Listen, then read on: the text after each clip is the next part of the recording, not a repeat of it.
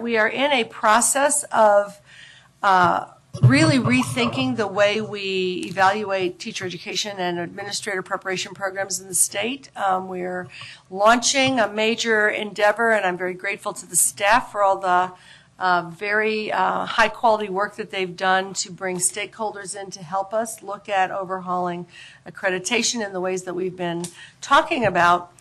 And in the last couple of weeks, the Federal Department of Education issued draft regulations under Title II of the Higher Education Act that have bearing on, intersect with, and in some ways potentially conflict with the directions that we are taking. And it's important for us to be aware of that environment. The proposed Title II regulations would require states to collect data about teacher education institutions and make it publicly available.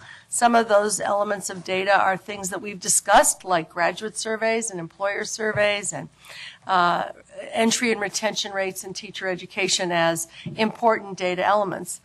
They go further and require the use of student growth measures as defined under previous federal law, which are essentially value-added metrics of student performance on tests attached to teacher evaluation, further backed up and attached to preparation programs as an element of the evaluation of programs. We do not have a framework in this state, as some states do, that requires that or enables that.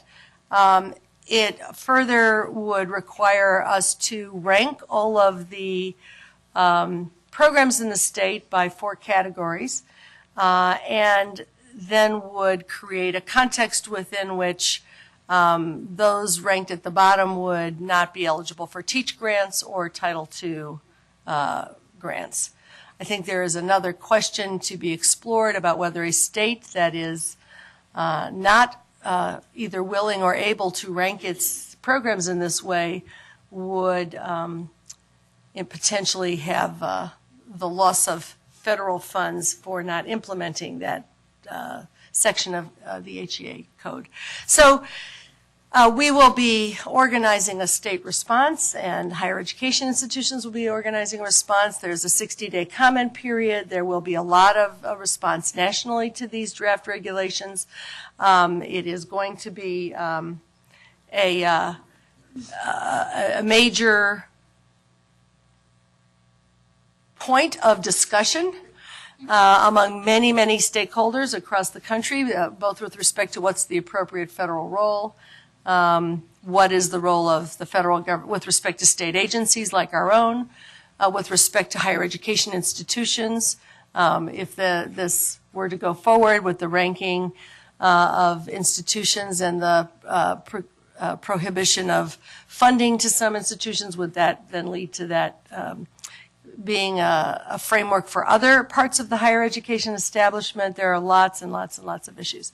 So it's important to be aware of it. We will play a role in that process. It has not been part of our plan to use the data that we would assemble to create a rank ordering, et cetera. We intend for the data that we are looking at to be part of a more nuanced process of information for the accreditation function and for continuous improvement of our institutions. So that's, I think it both reinforces the importance of the direction that we're taking, that it is time, many people feel it is time to rethink accreditation, but it also raises for us the parameters within which we want to do that. And I think we already know that there will be some pushback from parts of the framework in California against the entire package that the federal government is proposing. So it's going to encourage us to get our ducks in a row and to do that in a way that we think will be productive for preparation programs in our state.